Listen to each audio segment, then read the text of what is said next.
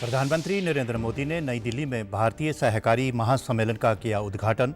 कहा, सरकार और सहकार मिलकर विकसित और आत्मनिर्भर भारत के संकल्प को देंगे डबल मजबूती।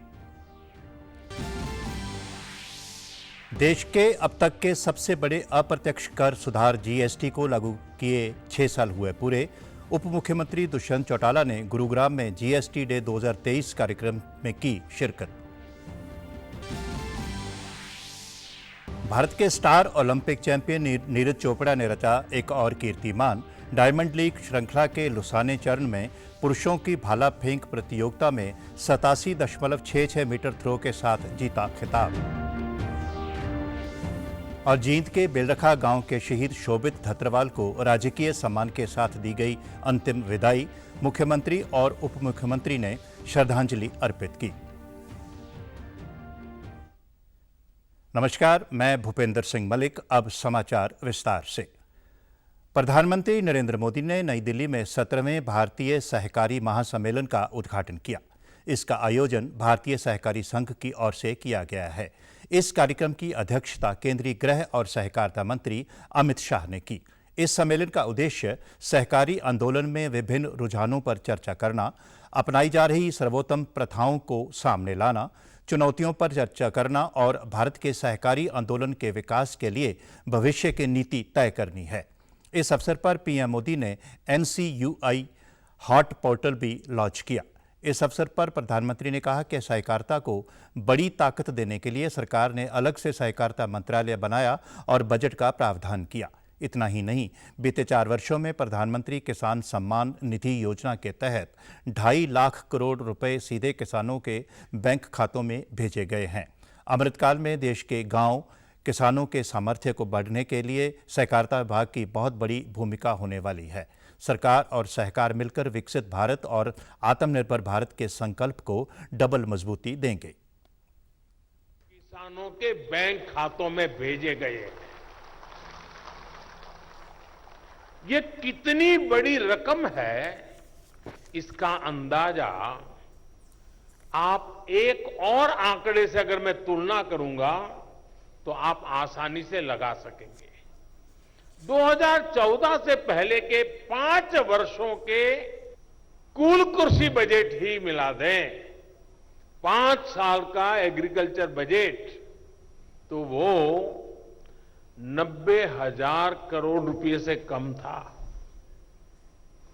90,000 से कम, यानी तब पूरे देश के कृषि व्यवस्था पर जितना खर्च तब हुआ, उसका लगभग 3 गुना हम सिर्फ एक स्कीम यानी पीएम किसान सम्मान निधि पर खर्च कर चुके हैं। वहीं केंद्रीय गृह और सहकारिता मंत्री अमित शाह ने अपने संबोधन में कहा कि एक स्वतंत्र सहकारिता मंत्रालय बनाने की मांग 75 सालों से चल रही थी, जिसे पीएम मोदी ने पूरा किया। हमारी मांग को पूरा कर एक स्वतंत्र सहकारिता मंत्रालय बना। कि एक स्वतंत्र मंत्रालय बनने से, प्रधानमंत्री जी के सीधा मार्गदर्शन मिलने से और एक स्वतंत्र मंत्री सचिव फुल फ्लेज मंत्रालय बनने से सहकारिता मंत्रालय में और सहकारिता के क्षेत्र में ढेर सारे परिवर्तन संभव हुए हैं। 6 साल पहले आज ही के दिन देश आजादी के बाद सबसे बड़े कर सुधार का गवाह बना था। 1 जुलाई 2017 को जीएसटी यानी गुड्स एंड सर्विस टैक्स लागू हुआ था। इस नई व्यवस्था से देश की अर्थव्यवस्था को संगठित बनाने के अलावा कीमतों में कमी लाने और टैक्स का दायरा बढ़ाने में मदद मिली। बीते अप्रैल में जीएसटी संग्रह 1,87,000 करोड़ रुपए के उच्चतम स्तर पर पहुंच गया था। जीएसटी लागू होने के बाद खाने पीने की वस्तुओं समेत कई अन्य वस्तुओं के टैक्स में कमी आई है। जीएसटी का नया तंत्र केंद्र और राज्यों दोनों का समान कर लगाने का अधिकार देता है और पूरी व्यवस्था ऑनलाइन होने की वजह से काले धन पर भी लगाम लगी है। उधर गुरुग्राम में आज जीएसटी की 6ठी वर्षगांठ पर जीएसटी डे 2023 कार्यक्रम आयोजित किया गया। उप मुख्यमंत्री दुष्यंत चौटाला ने इस कार्यक्रम में बतौर मुख्य अतिथि शिरकत की। कार्यक्रम को संबोधित करते हुए दुष्यंत चौटाला ने कहा कि देश की कर प्रणाली को सरल बनाने के लिए जीएसटी एक बेहतरीन कर व्यवस्था साबित हुई है। इससे नागरिकों पर कर का बोझ कम हुआ है और सरल व्यवस्था से इंडस्ट्री जगत की सुविधाएं भी बढ़ी हैं।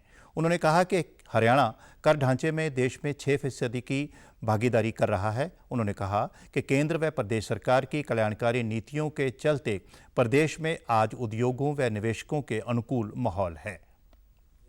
64,000 करोड़ से 1.5 लाख करोड़ पहुंचा और उसके साथ साथ हमारा जो टैक्स स्ट्रक्चर था वो स्ट्रीमलाइन हुआ। आज के दिन टैक्स स्ट्रक्चर जो प्रदेश का है उसमें 2% आबादी के साथ हम 6% टैक्सेशन कलेक्ट कर पाए हैं और बहुत बड़ी अचीवमेंट है छोटे प्रदेश होने के बाद भी। जीएसटी कॉम्पनसेशन बंद होने के बाद भी हरियाणा प्रदेश आज के दिन पिछले वर्ष के तुलना के अंदर सिर्फ 1800 करोड़ कम रहा। उप मुख्यमंत्री ने कहा कि टैक्स पेयर्स को प्रोत्साहन देने के लिए हरियाणा सहित देश के 5 राज्यों में मेरा बिल मेरा अधिकार योजना शुरू की गई है। इस योजना के तहत उपभोक्ता को सामान की रसीद पोर्टल पर अपलोड करनी होगी और 30 करोड़ रुपए के कॉर्पस फंड से ड्रा ऑफ लॉट्स के जरिए उपभोक्ताओं को इनाम भी मिलेंगे। कि अब मेरा बिल मेरा अधिकार योजना की हम शुरुआत करेंगे, जहां जो भोक्ता है, कस्टमर है, वो जो टैक्स भरकर अपनी रसीद को सरकार तक पहुंचाएगा तो 30 करोड़ का एक सालाना कॉर्पस यूनियन और 5 स्टेट्स जिसमें हरियाणा प्राथमिक है हमने बनाया है कि हम हमारे टैक्स पेयर्स को ड्रॉ ऑफ लॉट्स के माध्यम से 30 करोड़ का लॉटरी कह लीजिए या टैक्स भरने का रिवॉर्ड कह लीजिए, उनको वापस देने का काम करेंगे। गोल्डन बॉय नीरज चोपड़ा ने एक बार फिर से इतिहास रच दिया है। उन्होंने लुसाने डायमंड लीग का खिताब अपने नाम कर लिया है। उन्होंने 87.66 मीटर थ्रो के साथ स्वर्ण पदक जीता। नीरज चोपड़ा का ये इस साल दूसरा स्वर्ण पदक है। इससे पहले उन्होंने मई में दोहा में आयोजित डायमंड लीग का खिताब अपने नाम किया था। नीरज चोपड़ा अब तक 8 स्वर्ण पदक जीत चुके हैं। प्रधानमंत्री नरेंद्र मोदी ने नीरज को बधाई देते हुए अपने ट्वीट संदेश में कहा कि अपने असाधारण प्रदर्शन की बदौलत वह तालिका में शीर्ष पर रहे। प्रतिभा और समर्पण के साथ सफलता के लिए किए जा रहे उनके निरंतर प्रयास सराहनीय हैं। वहीं मुख्यमंत्री मनोहर लाल ने नीरज चोपड़ा को शुभकामनाएं देते हुए अपने ट्वीट में कहा कि भारत के स्टार एथलीट नीरज चोपड़ा ने लुसाने डायमंड लीग में बेहतरीन प्रदर्शन करते हुए भाला फेंककर देश के नाम एक और स्वर्ण पदक कर दिया है। आपने प्रत्येक भारतीय और प्रत्येक हरियाणवी को निरंतर गौरवान्वित किया है। जींद जिले के बेलरखा गांव के शोभित धत्रवाल राजस्थान के जैसलमेर में ड्यूटी के दौरान कल शहीद हो गए। मुख्यमंत्री मनोहर लाल ने श्रद्धांजलि अर्पित करते हुए कहा कि मातृभूमि की रक्षा करते हुए शहीद हुए वीर सपूत शोभित धत्रवाल को विनम्र श्रद्धांजलि। प्रभु दिवंगत आत्मा को अपने श्री चरणों में स्थान दे एवं शोक संतप्त परिजनों को ये दुख सहन करने की शक्ति प्रदान करे। दुख की इस घड़ी में हम सब उनके परिजनों के साथ खड़े हैं। वहीं उप मुख्यमंत्री दुष्यंत चौटाला ने दुख जताते हुए कहा कि मां भारती पर अपना सर्वस्व कुर्बान करने वाले शोभित को हम सब की ओर से नमन। परमपिता परमात्मा शोक संतप्त परिवार को ये दुख सहने की हिम्मत और शक्ति प्रदान करे। इससे पहले सेना के जवान शहीद शोभित का पार्थिव शरीर लेकर उनके पैतृक गांव पहुंचे, जहां राजकीय सम्मान के साथ उनका अंतिम संस्कार किया गया। इस दौरान डीएसपी अमित कुमार सहित हजारों लोगों ने शहीद को श्रद्धांजलि अर्पित की। शोभित 2018 में भारतीय सेना में भर्ती हुए थे। ड्यूटी के दौरान ब्रेन हैमरेज होने से वे शहीद हो गए। शहीद के भाई सतीश व गांव के सरपंच ने कहा कि पूरे गांव को शोभित की शहादत पर गर्व है। और वहाँ पर ये सडन इनको जो फर्स्ट इन्फॉर्मेशन इन्होंने दिया कि मेरे राइट साइड में मतलब काम नहीं कर रहा, तो इसको फर्स्ट एमआई रूम लेके गए। वहाँ से फिर एमएच जोधपुर में रेफ़र किया। जोधपुर वालों ने फिर ट्रीटमेंट देके और उन्होंने देखा सीटी स्कैन करके कि भाई इनको जो ब्रेन का है जो नस बिल्डिंग हो गया, ब्रेन हेमरेज उन्होंने बताया था। तो जोधपुर एम्स में फॉरवर्ड किया। तो कि ब्रेन इनका जो है डेड हो चुका है। बड़े अफसोस और दुख की बात तो ये है कि अपने गांव से एक लाल चला गया, मगर उतना ही फ़ख्र भी है इस बात का कि मात्र 23 साल की उम्र में, जिसमें कि अभी मूछें पूरी तरह से निकल भी नहीं पाई थी, वो देश के ऊपर न्यौछावर हो गया। जब जब शहीदों को याद किया जाएगा तो सबसे पहले शोभित का नाम आदरपूर्वक लिया जाएगा। ये हमारे गाँव को इस बात का फ़ख्र है। जम्मू कश्मीर में बालटाल और पहलगाम मार्गों से वार्षिक पवित्र अमरनाथ यात्रा आज से शुरू हो गई है। 62 दिन तक चलने वाली इस यात्रा को सफल बनाने के लिए प्रशासन की ओर से यात्रियों की सुरक्षा के लिए विशेष प्रबंध किए गए हैं। आज सुबह जम्मू कश्मीर स्थित श्री अमरनाथ गुफा में आरती की गई।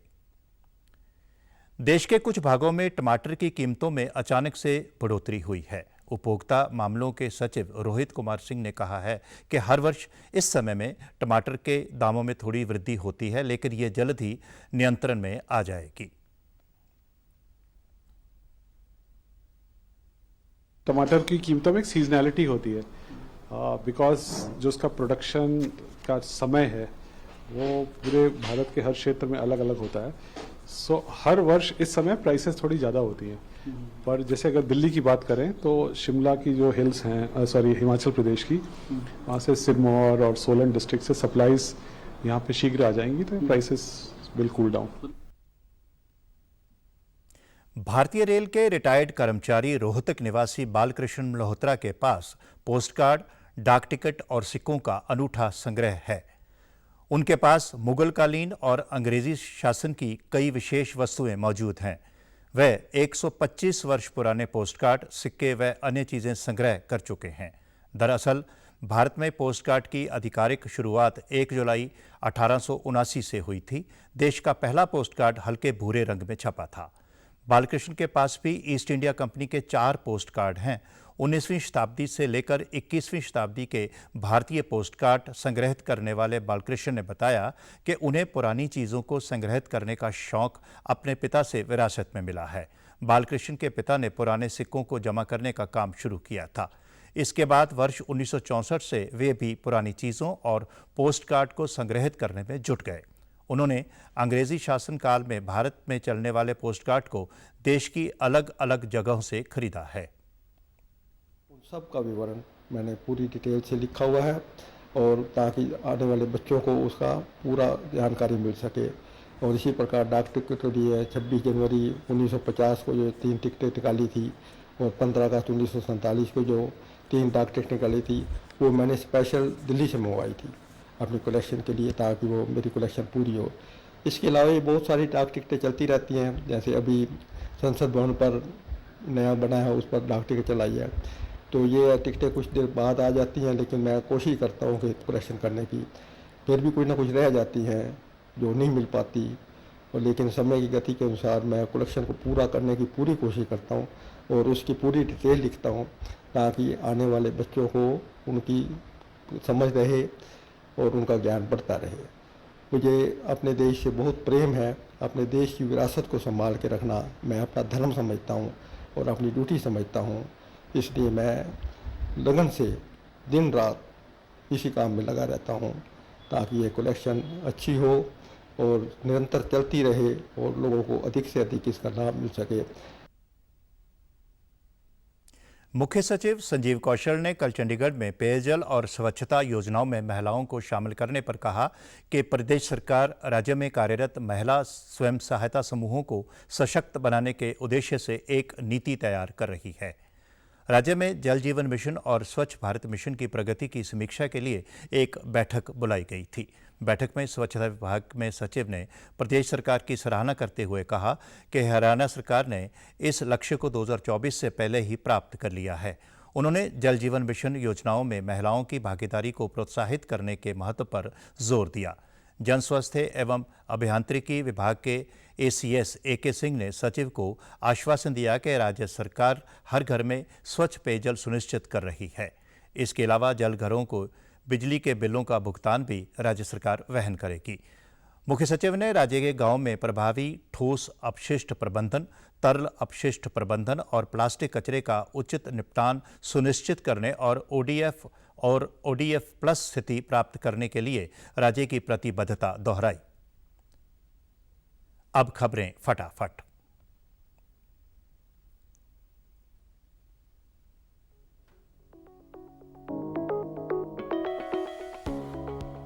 आज मनाया जा रहा है राष्ट्रीय डॉक्टर्स दिवस। पीएम ने कहा, स्वास्थ्य देखभाल और समर्पण के प्रति डॉक्टरों का योगदान सराहनीय है। आज राष्ट्रीय चार्टर्ड अकाउंटेंट दिवस के मौके पर पीएम मोदी और केंद्रीय मंत्री अमित शाह ने सभी चार्टर्ड अकाउंटेंट्स को दी बधाई। केंद्र सरकार ने लघु बचत योजनाओं की ब्याज दर में किया बढ़ोतरी का ऐलान। और नैनो यूरिया के प्रति किसानों को जागरूक करने के लिए इफ्को ने किया सोनीपत में किसान सभा का आयोजन। समाचारों में आज इतना ही। नमस्कार।